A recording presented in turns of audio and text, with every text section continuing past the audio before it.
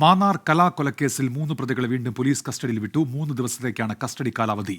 മനീഷ് മഹിവാലുണ്ട് ആലപ്പുഴയിൽ നിന്ന്. മനീഷ്, വിവരങ്ങൾ.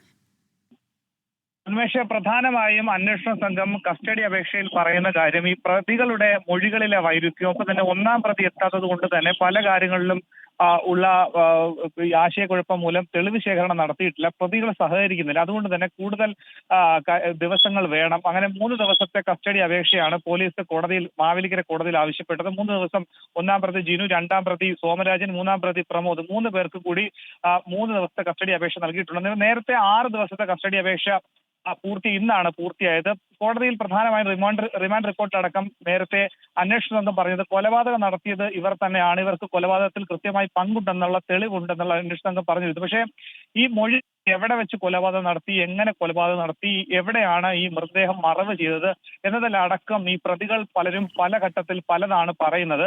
അതുകൊണ്ട് തന്നെ തെളിവ് ശേഖരണം കൃത്യമായി നടന്നിട്ടില്ല. കേസിനെ സംബന്ധിച്ച് ഏറ്റവും പ്രധാനപ്പെട്ടത് ഈ 15 വർഷങ്ങൾക്ക് മുൻപ് നടന്നൊരു കേസായതുകൊണ്ട് തന്നെ തെളിവ് ശേഖരണം അത്രത്തോളം സങ്കീർണമാണ്.